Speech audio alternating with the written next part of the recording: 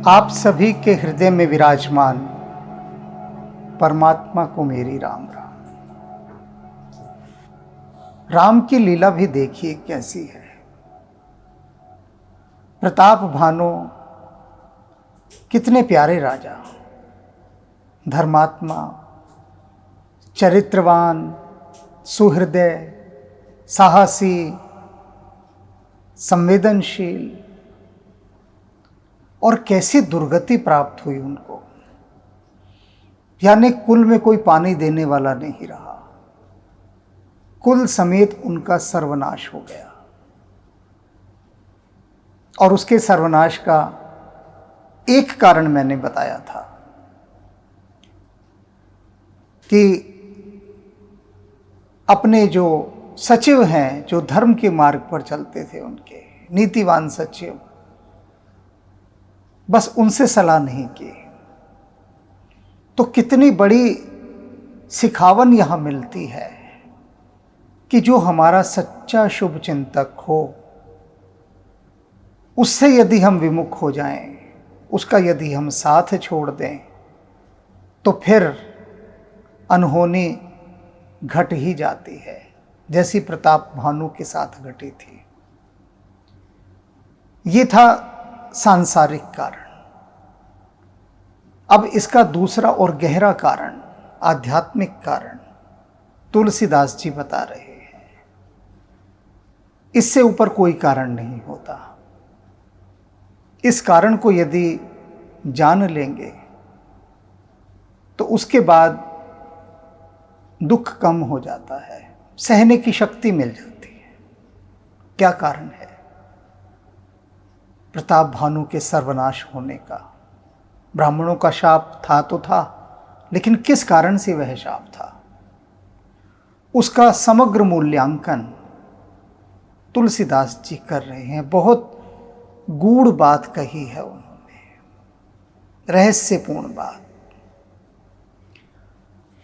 भरद्वाज सुन जाहि जब होई विधाता बाम, धूरि मेरु सम जनक जम ताहि ब्याल समदाम।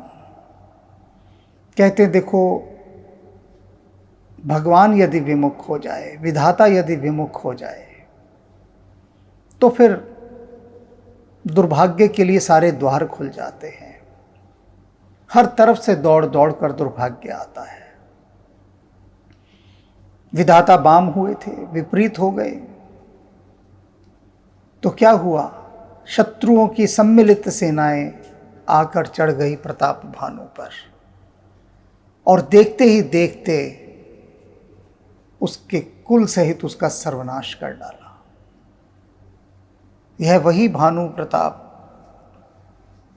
राजा जिसने अपनी वीरता के बल पर पूरी धरती को जय कर लिया था, किंतु न सेनाएं काम आई, ना उसके योद्धा काम आए जो महल के चारों तरफ थे, न स्वयं उसका ही बल काम आया। क्यों? क्योंकि भगवान ने दृष्टि हटा ली थी, नजरें फेर ली थी। कहते हैं ना, उसकी नजर बनी रहे तो सब ठीक है। मैंने भी एक दो बार एक बात कही है, न बंदे को बंदगी है, न खिदमत का है सलीका, ये सब तुम्हारा कर्म है आका की बात अब तक बनी हुई है।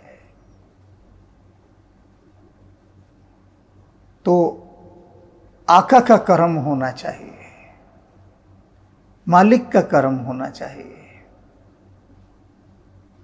उसका कर्म है, उसकी निगाहें हैं, तो फिर तुम्हारा कोई कुछ नहीं बिगाड़ सकता। और यहाँ बिगड़ा इसीलिए।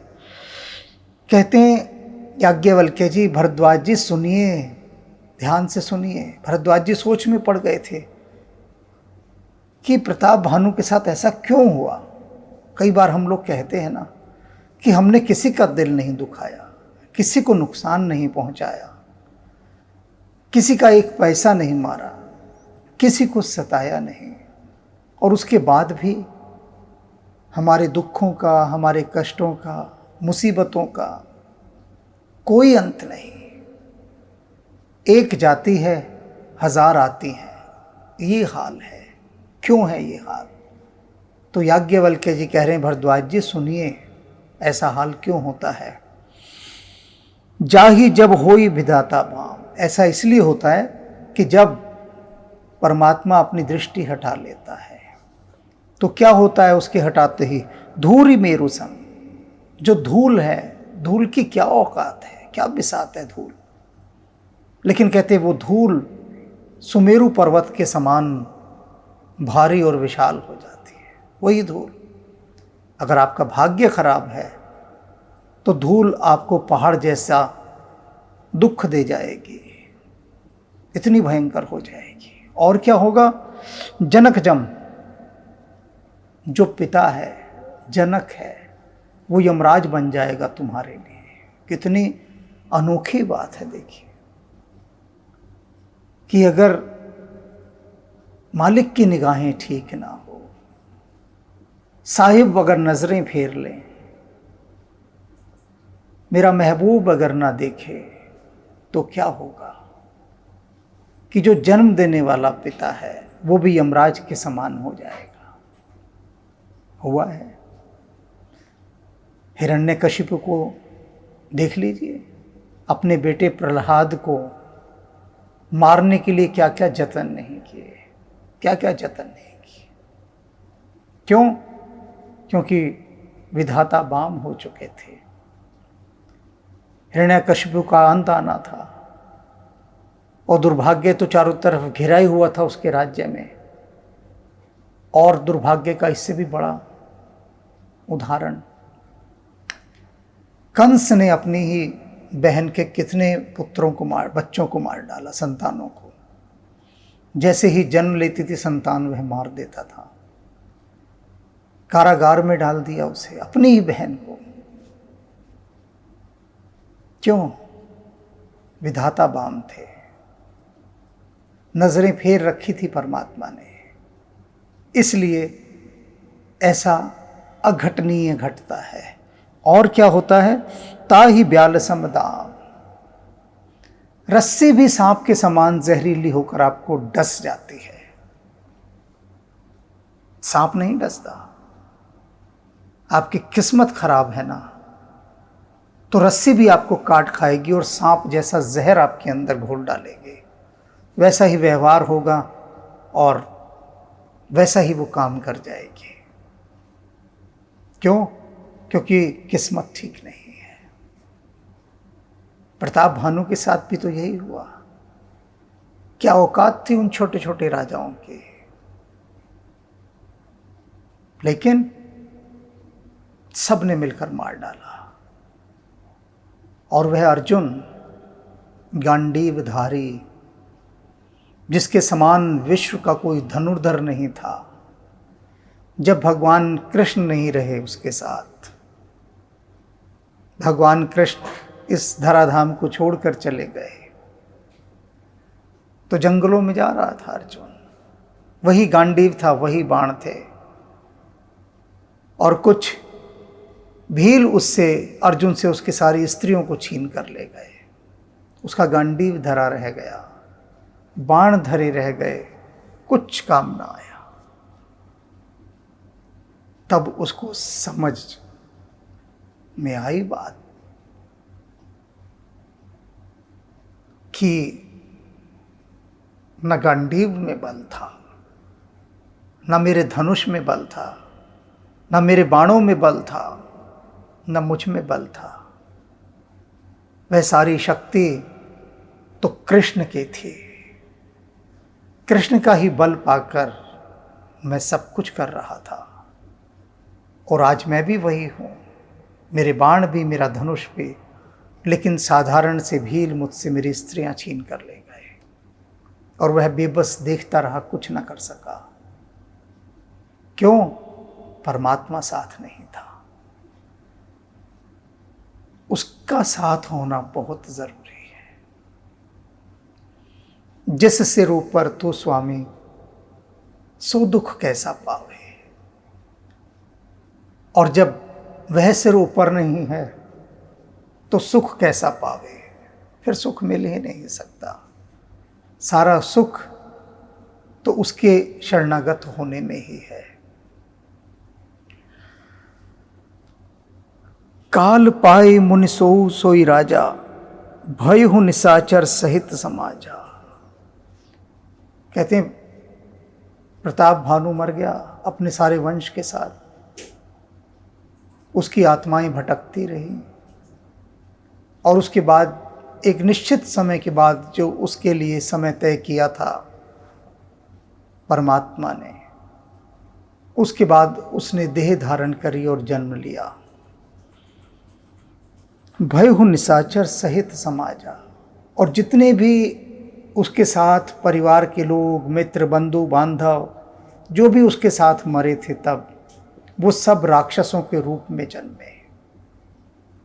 ब्राह्मणों ने शाप दिया था कि राक्षस योनि में तुम्हारा जन्म होगा।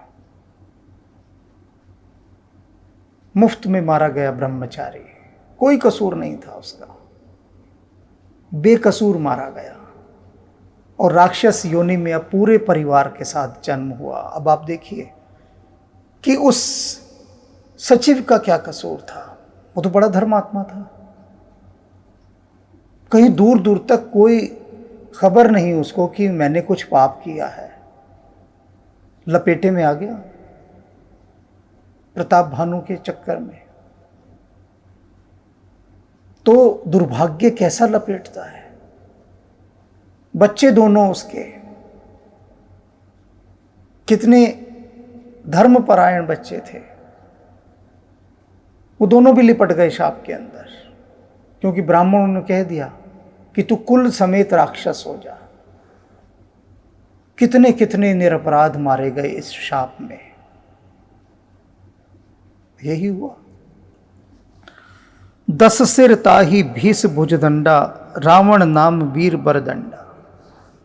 और कहते हैं वो प्रताप भानु 10 सिर और 20 हाथों वाला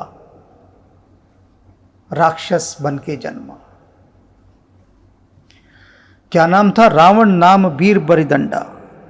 और कहते हैं रावण उसका नाम हुआ और वो वीरों में वीर था, बहुत शक्तिशाली था, प्रचंड वीर था।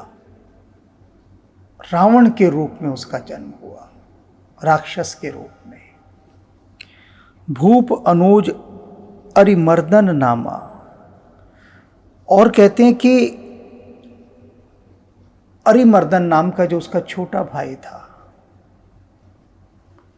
भयहु सो कुंभकर्ण बलधामा, वह कुंभकर्ण के नाम से जन्मा।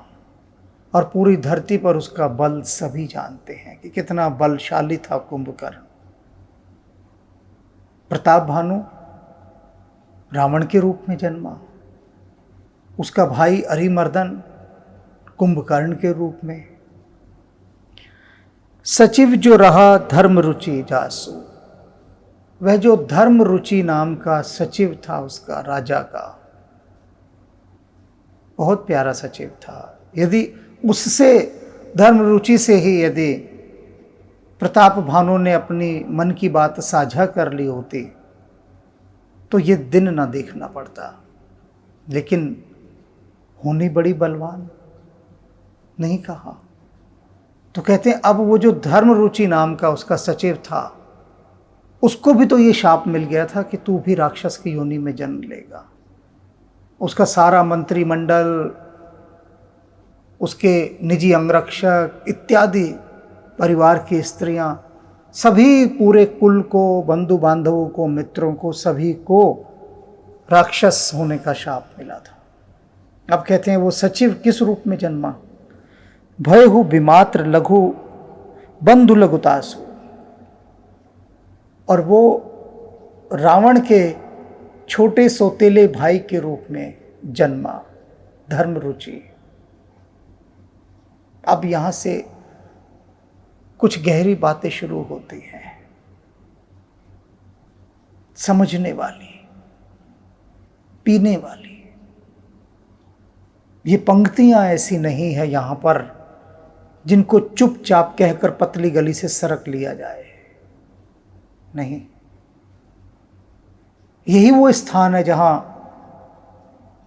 मोती छिपे हैं, जहाँ गोता मारना है, बिना गोते मारे यहाँ गति नहीं मिलने वाली। नाम विभीषण जहि जग जाना, सारा संसार जिसे विभीषण के नाम से जानता है। प्रताप भानु जिसे ऋषियों के शाप ने रावण बनाया, उसे विभीषण क्यों नहीं बना दिया? एक प्रश्न है छोटा सा। और धर्म रुचि को रावण क्यों नहीं बना दिया? गहन बात। अरिमर्दन को कुंभकर्ण क्यों बना दिया? कुदरत के गहरे रहस्य हैं ये। अगर हम विचार करें तो प्रताप भानु भी तो बहुत धर्मज्ञ राजा था, बिल्कुल धर्म रुचि के समान। तो उसको, उस निरपराध को जिसका कोई अपराध भी नहीं था, दूसरी ईश्वरीय आकाशवाणी ने यह कह भी दिया था कि यह निरपराध है, निर्दोष है, तब उसको कुछ रियायत तो मिलनी चाहिए थी, कुछ कंपनसेट तो करता भगवान कि भाई चल तेरे को हम विभीषण बना देते हैं। ना, रावण बना दिया उसे, महापापी, घोर अत्याचारी। क्यों? और उस क्यों को समझिए आप। अंतिम समय में जो चिंतन होता है वही अगले जन्म में यात्रा करता है। प्रताप भानु का जो चिंतन था अंतिम समय में, वह यही था कि किस प्रकार से मैं अपने राज्य को अक्षुण्ण रख सकूं, उसे 100 कल्पों तक मैं बिना किसी शत्रु के जीवित रख सकूं, संरक्षित रख सकूं, पाल पोस सकूं। तो यह जो लोभ आ गया था वहां पर, यह लोभ यात्रा करता हुआ अगले जन्म में भी प्रकट हुआ। और रावण से बड़ा लोभी खोजना बहुत कठिन है। रावण से बड़ा अत्याचारी और पापी खोजना बहुत कठिन है। इस समय कुछ रावण समर्थक सुनकर ये भीतर ही भीतर तड़प रहे होंगे, और वो मेरे व्याख्यान के मध्य ही या व्याख्यान के बाद ही तत्काल मुझे व्हाट्सएप करने के लिए तैयार होंगे कि कमेंट्स दिया जाए कि रावण तो महापंडित था, आप रावण के लिए ऐसा कैसे कह रहे हैं। मैंने भी पूछा था यह प्रश्न हनुमान जी से कि इस पर थोड़ी आप दृष्टि डालिए, रावण के महापंडित होने पर। आज मैं बहुत सारी बातें हनुमान जी की करूंगा, उनसे अनुमति ले ली है। उन्होंने कह दिया है कि बेटा चिंता मत कर। मीरा जब खूब नाची है झूम झूम के, उसने किसी की परवाह नहीं की, लोक लाज कहती थी संतन के ढिंग बैठ बैठ, लोक लाज सब खोई। मैंने सारी लोक लाज खो दी है। तो तू इस बात की चिंता मत कर कि कोई तुझे अहंकारी कहेगा और ये कहेगा अपनी बड़ाई किए जा रहा है। तू कह, क्योंकि तू जो भी कह रहा है मेरे कहने पर कह रहा है। मुझ पर छोड़ सब, जो आएगा मुझ पर आएगा। तू कहीं है ही नहीं बीच में, तो तू कह जो कहना है, और वही कह जो मैं तुझे कहलवाता हूं, जो तुझे दिखाता हूं। तो यहां बात आती है रावण की। सीता हरण उपन्यास 7वां खंड जब हनुमान जी ने मुझे लिखवाना आरंभ किया, तो उससे पहले उन्होंने कहा, देख रावण को समझ सारा का सारा, समग्र रूपेण समझ रावण को। मैं रावण के अंतर्मन तक तुझे ले जाता हूं, वहां ले जाकर देख, और उसके बाद मैं लिखवाऊंगा। और उन्होंने दिखाया। जो मैंने देखा उसे मैं यहां नहीं कह सकता, क्योंकि उस समय देखते समय जो लिखवा रहे थे वो सब मैंने उस सीताहरण उपन्यास में कह दिया। और ये साधारण दस्तावेज नहीं है, ये सारी रचनाएं वो हैं जो स्वयं हनुमान जी लिखवा रहे हैं। जो जो लोग इनको पढ़ते जा रहे हैं उनका एक ही कमेंट्स मेरे पास आता है, एक ही टिप्पणी आती है, एक ही प्रतिक्रिया आती है कि निश्चित रूप से आप वहीं थे जब पूरी राम कथा हो रही थी, और आपके माध्यम से हमें ऐसा लगता कि हम भी वहां पहुंच गए हैं उसी काल में। इसे कहते हैं शक्तिपात की एक विधा, एक छोटा सा हिस्सा शक्तिपात का। क्योंकि जब उन आध्यात्मिक उपन्यासों को कोई पढ़ता है तो हनुमान जी की जो शक्ति है उस समय वहां सक्रिय हो उठती है, एक्टिवेट हो जाती है, और कनेक्टिविटी उसी कालखंड में जाकर चली जाती है। टाइमलेसनेस वहीं पर, टाइम ट्रैवलिंग वहां पहुंच जाता है आदमी। अब ये व्यक्ति की अपनी भीतर की संरचना पर, उसकी भाव दशा पर निर्भर करता है कि वह वहां पहुंचकर कितना कुछ देख पाता है। एक डिवाइस है ये नॉवेल्स, मेरे स्पिरिचुअल नॉवेल्स, क्योंकि उनकी नज़र मेरी तरफ हो गई। बस बड़ा मुस्कुराकर और प्रेम से, स्नेहपूर्वक हनुमान जी ने ना मुझे देखा बल्कि गोद में बिठा लिया और पुचकारा। तो फिर क्यों नहीं वो सब दिखाएंगे, सब दिखा रहे हैं। तो तब उन्होंने बताया कि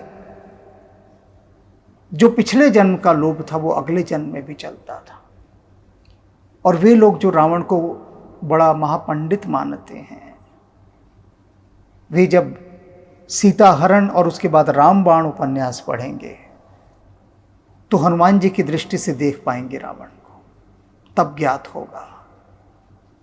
तो अब आगे की यात्रा, क्योंकि आगे भी मुझे बहुत कुछ बताना है। अभी कहते हैं कि वो जो सचिव था, भय हु विमात्र बंधु लगुतासु नाम विभीषण जेहि जग जाना, वह उनका सौतेला भाई, रावण का सौतेले भाई के रूप में जन्मा, जिसको सारा संसार विभीषण के नाम से जानता है। धर्म रुचि, अंतिम समय तक धर्म में रुचि रही। तुलसीदास जी ने वहां बताया था ना कि धर्म रुचि की प्रीति श्री हरि के चरणों में लगी रहती थी। सचिव था राजा का, और प्रीति कहीं भी किसी राजनीतिक कुचक्र में नहीं थी, भगवान के चरणों में ही ध्यान लगा रहता था। तो वही सारा का सारा ध्यान एज इट इज अगले जन्म में रूपांतरित हो गया, ट्रांसफर हो गया, पूरा का पूरा ज्यों का त्यों परमात्मा ने कि वैसा का वैसा लाकर धर्म रुचि का जो सारा ध्यान था, सारी भक्ति थी, सब विभीषण के हृदय में लाकर स्थापित कर दे कि ले भैया, कुछ भी नहीं घटाया मैंने तेरा, जो भक्ति तेरे पास तब थी ज्यों की त्यों दे दिए तेरे को। और प्रताप भानु का जो अंतिम समय का लोभ था और पाप जग गया था, वह भी ज्यों का त्यों दे दिया है। ऐसे ही कैसे थे विभीषण, बता रहे हैं। विष्णु भगत विज्ञान निधाना, ज्ञान और विज्ञान के जानने वाले, ज्ञान और विज्ञान के भंडार थे विभीषण। और क्या थे? विष्णु भगत। पूर्व जन्म में भी जब धर्म रुचि थे, भगवान विष्णु के चरणों में भक्ति थी, सारी की सारी भक्ति ज्यों की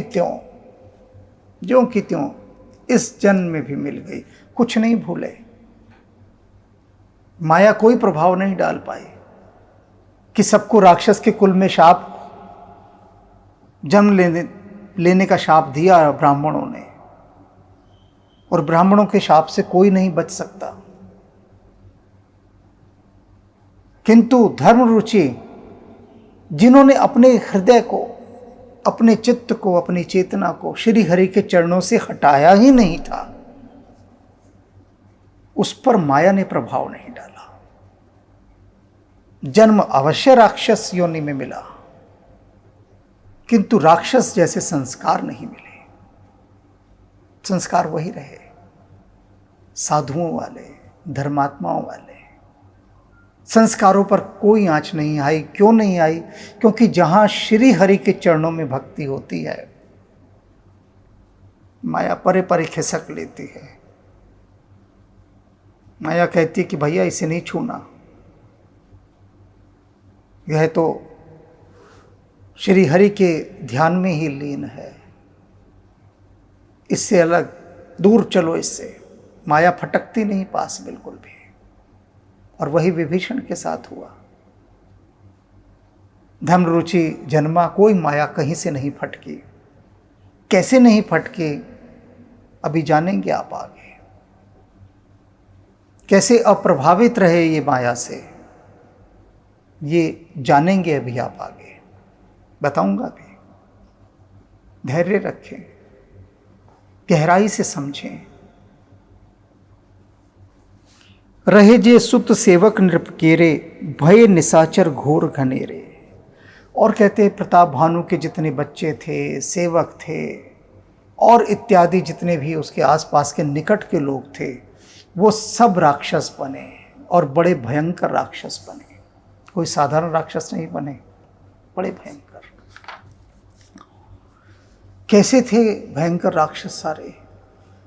काम रूप खल जिनस अनेका, कहते अनेक प्रकार का रूप धारण करने वाले इच्छाधारी राक्षस बने। कोई भी रूप धारण कर रहे की क्षमता रखने वाले, बड़े मायावी। कुटिल भयंकर विगत विवेका, और बड़े ही कुटिल थे, भयंकर थे, और कोई विवेक नहीं था, विवेक से रहित थे। कोई सोचने समझने की क्षमता नहीं। सत्य क्या है, असत्य क्या है, पाप क्या है, पुण्य क्या है, कोई विवेक का दूर दूर तक लेना देना नहीं। कुटिल माने भीतर से बहुत ही पापपूर्ण और भयंकर, जिनमें कोई किसी प्रकार का सतासत्य का निर्णय करने का विचार ना हो। कृपा रहित, और कैसे थे ये राक्षस? जिनमें दया नाम मात्र की भी ना थी, कृपा रहित।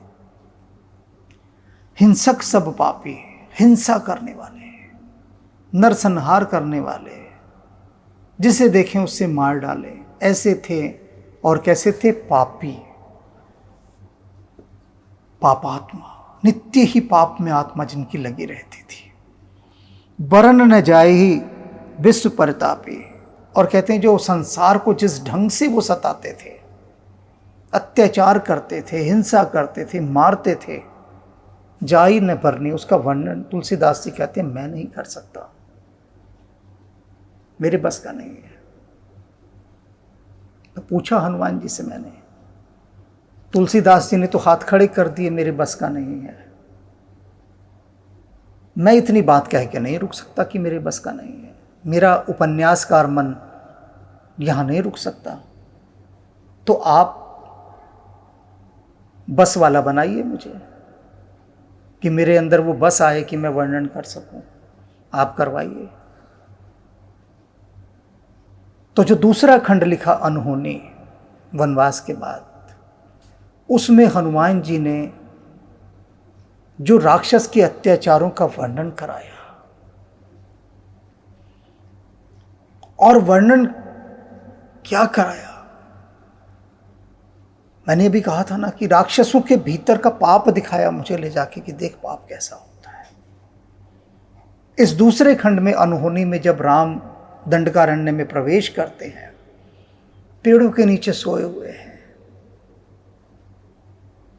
और ऐसे में एक राक्षस सीता का हरण करके ले जाता है, उठा के ले जाता है सीता। बड़ी अजीब स्थिति, और राक्षस भी कोई साधारण नहीं था। सीता चिल्लाती हैं, राम और लक्ष्मण उस राक्षस के पीछे दौड़ते हैं, और लक्ष्मण कहता है कि भाई ऐसा राक्षस तो हमने जीवन में नहीं देखा, ये है क्या चीज। सीता को उसने दबाया हुआ है अपनी भुजाओं में और भाग रहा है। और उस समय राम उस पर बाण चलाते हैं, लेकिन बाणों का भी असर नहीं होता। बाण लगने से वह राक्षस मुड़कर देखता है, सीता को फेंक देता है। सीता गिरते ही बेहोश हो जाती है और ललकारता है वो लक्ष्मण को और राम को। तभी सीता का भी जो बेहोशी होती है वो टूट जाती है।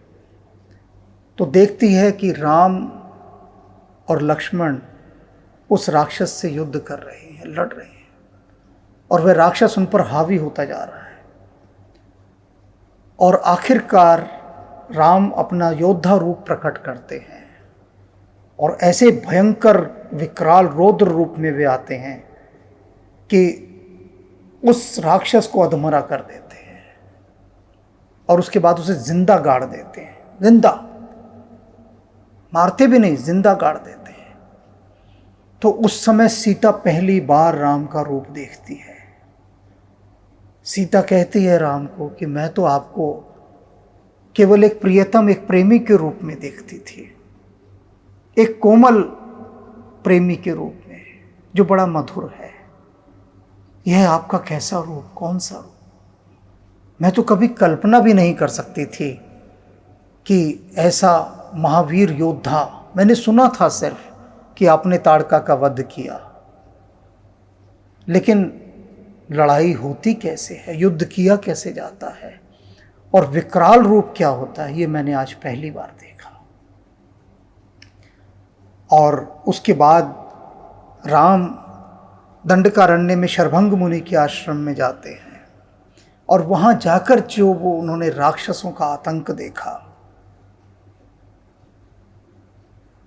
तो हनुमान जी ने चुपके से हमें कहा, इधर आओ देखो।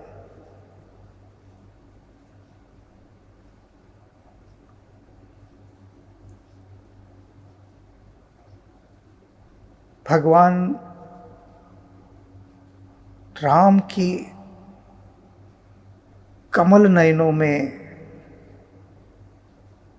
किस ढंग से आंसू बह रहे हैं, जरा ध्यान से देखो। दिखाई नहीं देंगे दुनिया को ये आंसू।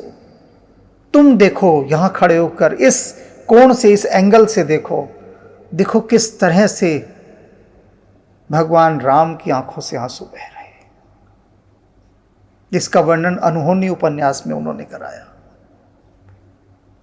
और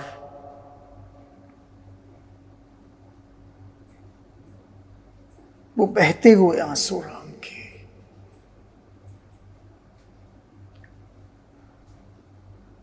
हृदय को चीर जाते हैं।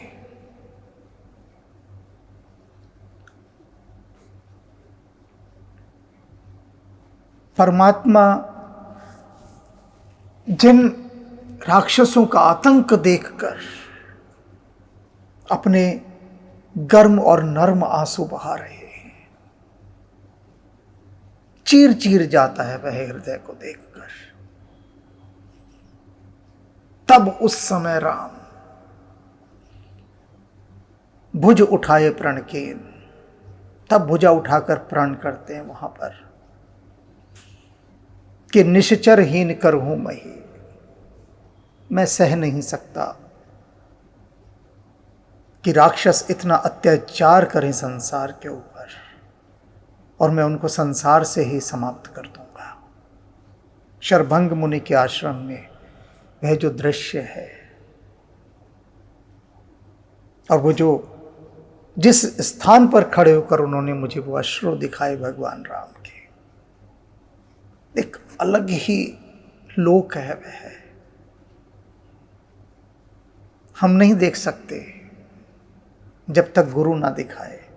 और हनुमान जी से बड़ा कौन गुरु हो सकता है। कबीर साहब कहे हैं ना,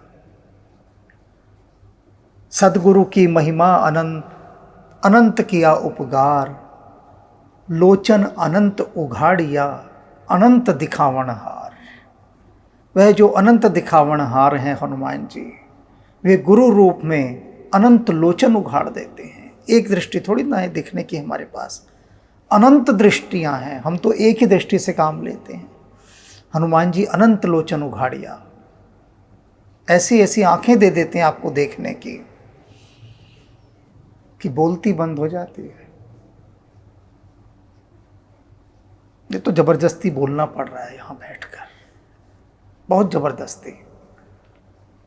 और कुछ बाहर बाहर की बातें इधर उधर की बोल रहा हूं मैं, असली बात तो अबोली ही है, उसकी बात ही ना कीजिए।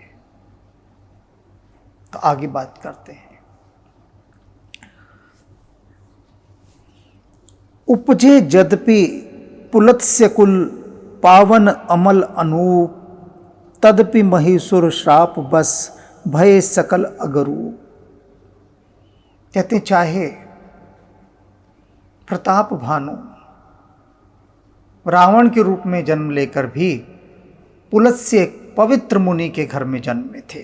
पावन अमल, जिसमें कोई मल नहीं था, और अनुपम थे, ऐसे पवित्र ऋषि के घर में रावण का जन्म हुआ।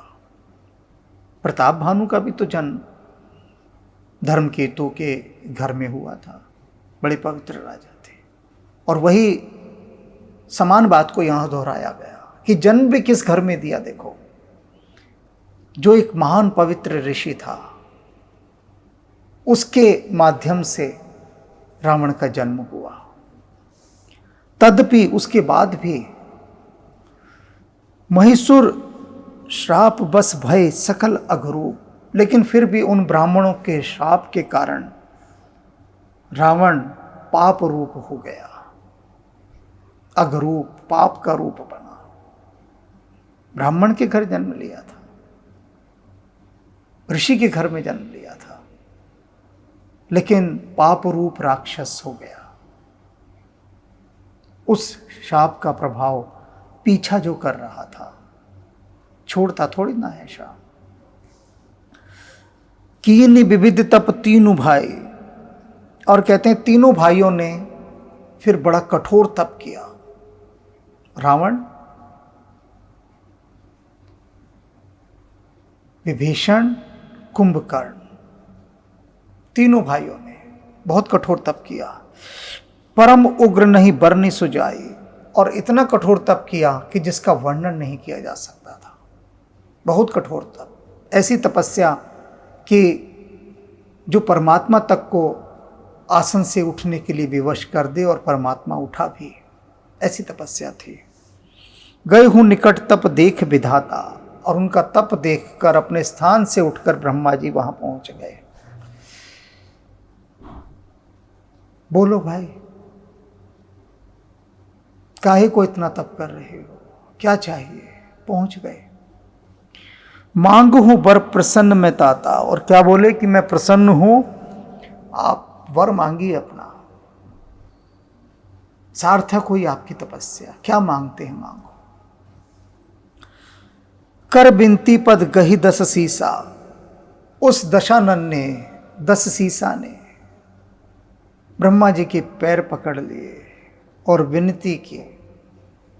बड़ा था, सबसे पहले मांगने का भी उसी का अधिकार था। तो क्या विनती करते हैं पैर पकड़कर रावण जी? बोले हूं वचन सुनहु जगदीसा, हम काहू के मरहिन मारे, बानर मनोज जाति दुर्बारे। कहते हैं देखो, हे परमेश्वर ब्रह्मा जी, हमें एक वर दे दीजिए आप। रावण ने क्या कहा कि बंदरों और मनुष्य, इन दोनों को छोड़कर मैं किसी से भी न मारा जाऊं। 2 जने क्यों छोड़ दिए? विचारणीय प्रश्न है। हम काहू के मर ही न मारे, किसी के भी मारे ना मैं मरूं, किसी के भी।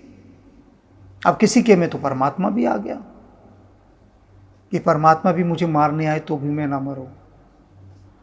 बानर मनुज जात दुई बारे, इन दोनों को छोड़कर ये दोनों मार सकते हैं मुझे, बंदर मार सकते हैं और मनुष्य मार सकते हैं। क्यों मांगी ये बात?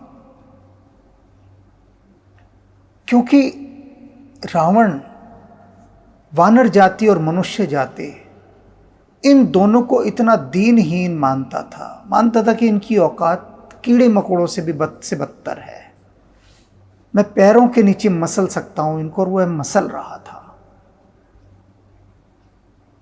उस वक्त के पूरे परिवेश का वर्णन, रावण के सारे चिंतन का वर्णन, मैंने अभी कहा ना,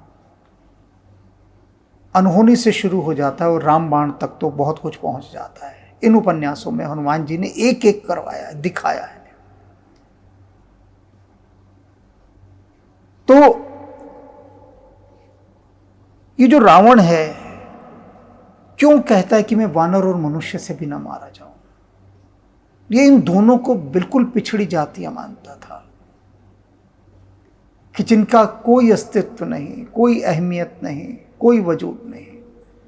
तो रावण के अहंकार ने कहा कि इनको तो मैं देख लूंगा, लेकिन बाकी बहुत सारी जातियां हैं, नाग हैं, किन्नर हैं, दैत्य हैं, दानव हैं, देवता हैं, एक से एक ऊपर हैं। उन सब से उसने रक्षा की, क्योंकि उनसे उसे खतरा था, संकट था। और फिर परमात्मा है। लेकिन मनुष्य मुझे मार दे और बंदर मार दे, तो ऐसा उसने वर मांग लिया। एवं अस्तु तुम बड़ तप कीन्हा, कहते हैं कि ऐसा ही होगा, तथा अस्तु, ब्रह्मा जी ने वर दे दिया। तो भगवान शिव कह रहे हैं पार्वती से, सारी कथा भगवान शिव सुना रहे हैं। तो भगवान शिव पार्वती से क्या कहते हैं कि जिस समय रावण ने यह वर मांगा मैं भी वहीं था, ब्रह्मा जी के साथ ही खड़ा था। मैं ब्रह्म मिली तेहि बर दीना, मैंने ब्रह्मा जी के साथ मिलकर मैंने भी तथास्तु कहा। मैंने कहा ऐसा ही होगा। दो देवों ने, देवों के देव महादेव ब्रह्मा जी, दोनों ने तथास्तु कहा। तो भगवान शिव कहते हैं मैं भी वहीं था और मैंने भी वर दिया कि ठीक है। रावण शिव भक्त था ना, तो भक्ति यहीं से दिखाई दे रही है कि भगवान शिव भी वहां थे उपस्थित, उन्होंने भी तथास्तु कहा। पुन प्रभु कुंभकर्ण पही गए हो, और उसके बाद कुंभकर्ण ने पैर पकड़ लिए विधाता के। अब वर मांगने की बारी कुंभकर्ण की थी। तेहि बिलो की मन विस्मय भय हो, और उस समय में मां सरस्वती ने उसकी वाणी में आकर उसको भ्रमित कर दिया। वह जो वर मांगना चाहता होगा वह उस वर मांगने से भटक गया, कुछ और वर मांग बैठा। सो एही खल नित करब आहारू, होई ही सब उजारी संसारू। सारद प्रेरी तासु मत फेरी, मांगे सी नींद मास शटकेरी। कहते हैं उसका आहार इतना था कुंभकर्ण का कि ब्रह्मा जी को यह संदेह हो गया कि यदि इसने कुछ ऐसा वैसा वर मांग लिया तो क्या होगा। हो ये सब उजरी संसार, सारा संसार उजड़ जाएगा, पूरी धरती को नष्ट कर देगा। क्योंकि जे यही खल नित करब आहारो, ये जो दुष्ट है, जो खल है, जो राक्षस है, इसका तो आहार ही बहुत है, इसका तो भोजन इतना ज़्यादा, इतना खाता है कि सारे संसार को नष्ट कर देगा। अब यहाँ आहारू समझिए क्या है। राक्षसों का आहार क्या था? ऋषि मुनियों को खाना। एक एक ऋषि मुनि को पकड़ पकड़ के राक्षस खा रहे थे, और उसमें सबसे ज़्यादा घातक, हिंसक, पापी और ऋषियों का वध करने वाला, मारने वाला कुंभकर्ण था। पकड़ पकड़ कर खा जाता था यह ऋषि मुनियों को। तो ऐसे तो संसार तत्काल ही समाप्त हो जाएगा। तो माँ सरस्वती ने उसके मुख पर आकर उससे क्या वर मंगवा दिया कि मैं मांगे सी नींद मास शटकेरी, क्या नींद मांगी कि मैं 6 महीने तक सोता रहूं। बताइए क्या व्यर्थ का वर मांग बैठा, क्योंकि माँ सरस्वती ने बुद्धि भेड़ दिया कर कि 6 महीने मैं सोता रहूं तो कितना संसार चैन से रहेगा। अगर जितनी दुष्ट आत्माएं हैं, पाप आत्माएं हैं, ये सब अगर सोती रहें, गुरु नानक देव जी ने क्या कहा था सज्जनों को कि तुम उजड़ जाओ। जो अच्छे लोग थे उनके लिए कहा तुम उजड़ जाओ, और दुष्टों को और पापियों को क्या कहा तुम बसे रहो यहां पर। क्योंकि अगर पापी बसे रहेंगे कहीं पर तो पाप ज्यादा नहीं फैलेगा। सज्जन उजड़ेंगे, जहां जाएंगे सज्जनता ही उगाएंगे, भला ही करेंगे। और अगर पापी चारों तरफ फैलेंगे संसार में तो पाप ही करेंगे। आज संसार में आप देख ही रहे हैं कि पापी अपना पाप कैसे फैला देता है, कि उसके फैलते पाप से सारा संसार ही बीमार हो जाता है, क्योंकि वो चैन से नहीं बैठता, संसार को सताना ही। अब इन्होंने क्या कहा कि विभीषण ने क्या मांगा, 6 महीने तक वो सोता रहे। तो अगर सोएगा तो संसार में उत्पात मचाने का कोई अवसर उसे नहीं मिलेगा ना। तो ऐसे ही जो पापी लोग हैं, जो संसार का अहित करते हैं, वे यदि सोते ही रहें तो ही भला है संसार का। गए विभीषण पास पुन कहूं पुत्र वर मांग। वाह जी वाह, बड़े ध्यान से इस बात को समझिए। एक दिखा रहा हूं छोटा सा शॉट आपको यहां पर। रावण भाग के पैरों में गिर गया ब्रह्मा जी के कि वरदान दो। कुंभकर्ण की बारी आई, वह भी दौड़ा दौड़ा गया कि मुझे भी वर दो। कैसे बेसब्रे थे दोनों कि बस ब्रह्मा जी दिखे नहीं कि तड़प उठा मन की अब वर मांग लो फटाफट। कैसी बेसकूनी, व्याकुलता, बेचैनी से घिर घिर गए कि कहीं कुछ देर अबेर ना हो जाए। पैर पकड़ लो भैये और तत्काल वर मांग लो, और मांग भी लिए। वर मांगने के लिए विभीषण कहीं नहीं दौड़े, खड़े हैं वहां पर, प्रसन्न होकर परमात्मा को देख रहे हैं बस। अंतर देखिए आप क्या है यहां पर। गए विभीषण पास पुन कहूं पुत्र वर मांग। खुद ब्रह्मा जी उसके पास गए, विभीषण के पास खुद, और बोले कि पुत्र मांगो, क्या वर मांगते हो। विभीषण तो देख देख ही निहाल हो रहा है। तैनू वेख वेख अख मेरी रज दिए ना, चीज दुनिया दी मैनू कोई होर जच दिए ना। उसकी आंखें ही नहीं रज रही देख देख कर परमात्मा को। ऐसा लवलीन हो गया है कि पैर भी कौन छुए, पैर छूने वाला भी खो गया। पैर छूने के पीछे तो कुछ मांग तांग ही रखी थी ना, कि कुछ मांग लेंगे। देखा होगा जितने भी नेता लोग बैठे होते हैं, मंत्री लोग, सत्ताधारी, जितने लोग आ रहे हैं सब उनके प्रणाम, पैरों को हाथ लगा रहे हैं, प्रणाम। क्यों प्रणाम कर रहे हैं? क्यों नेताओं की चरण वंदना कर रहे हैं? कोई भक्ति भाव थोड़ी ना है, लोभ पीछे काम करता है। किसी एक आध का कोई भक्ति भाव होता है, ऐसी बात नहीं है भक्ति भाव वाले नहीं होते, पर नगण्य, ना के बराबर। और वो विभीषण जैसे ही होते हैं कि भक्ति भाव में बस खड़े निहारते रहेंगे। तो विभीषण भी निहार रहे थे। अब ये तो अन्याय होता ना कि दोनों भाइयों को वरदान दे दिया, विभीषण को ना दें। तो आए ब्रह्मा जी की, मांगो क्या मांगते हो। ते ही मांग हूं भगवंत पद कमल अमल अनुराग। कहते हैं वो जो श्री हरि के चरण कमल है ना, उनमें मेरा अनुराग बना रहे, मेरा प्रेम बना रहे, उन्हें मैं ना बिसरा दूं। कुछ नहीं चाहिए, फिर भी आप देना चाहते हैं तो मेरी भक्ति, मेरा ध्यान, मेरी समग्र चेतना वह उन श्री हरि के चरण कमलों से ना हटे।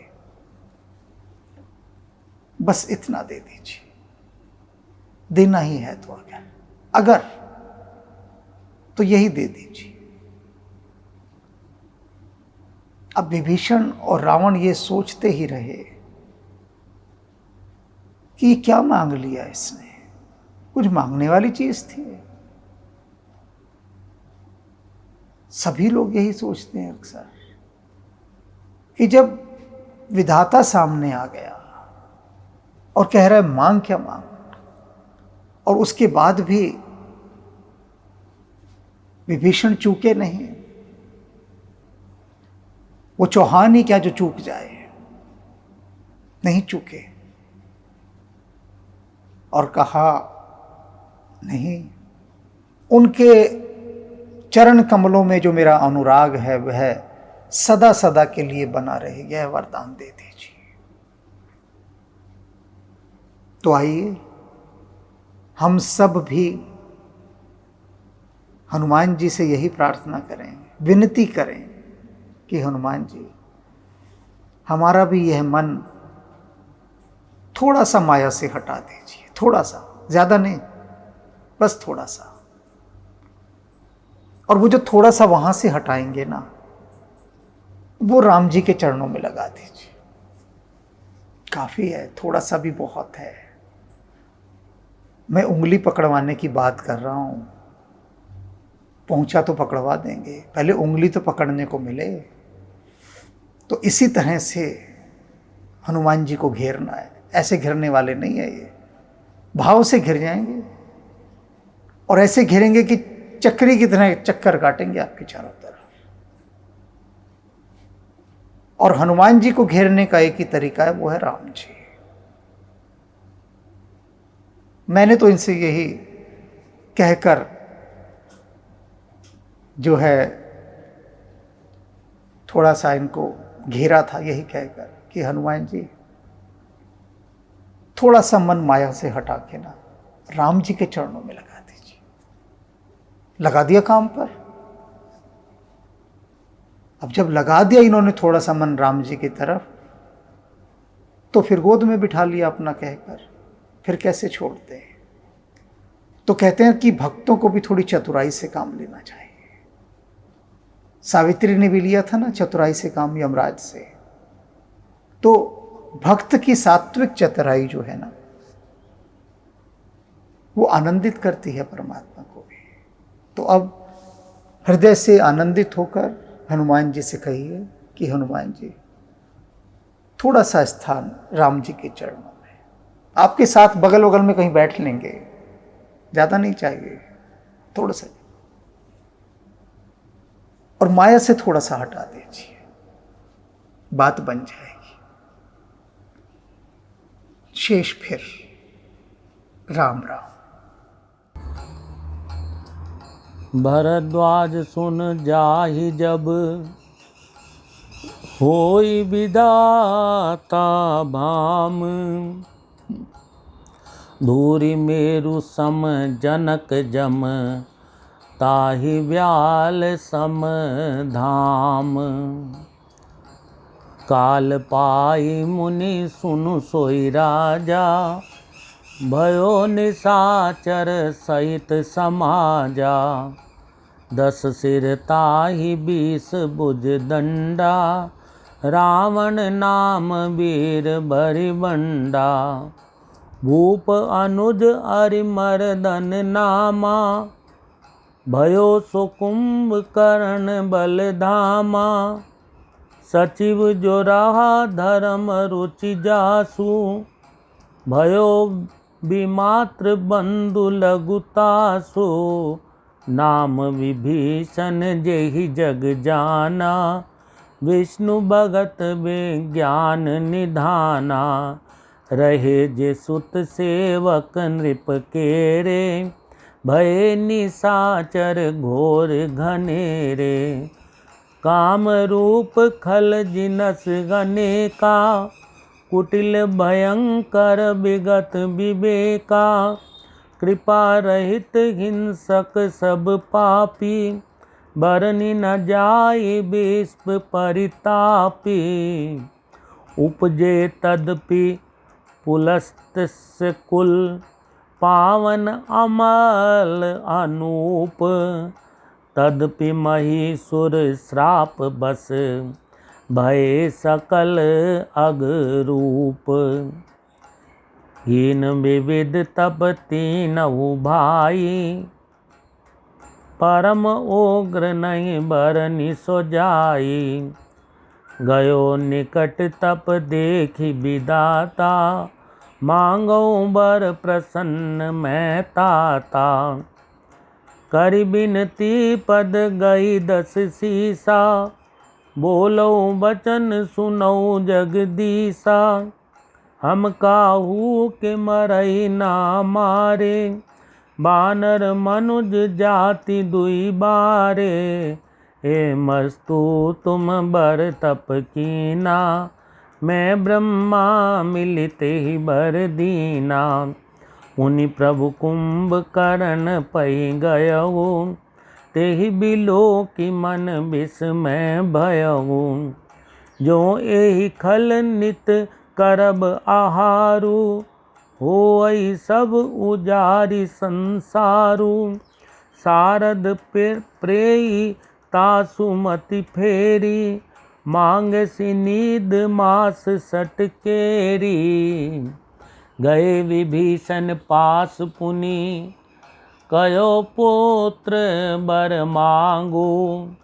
तेहि मांगऊ भगवंत पद, कमल अमल अनुरागू। तेहि मांगेऊ भगवंत पद, कमल अमल अनुरागू।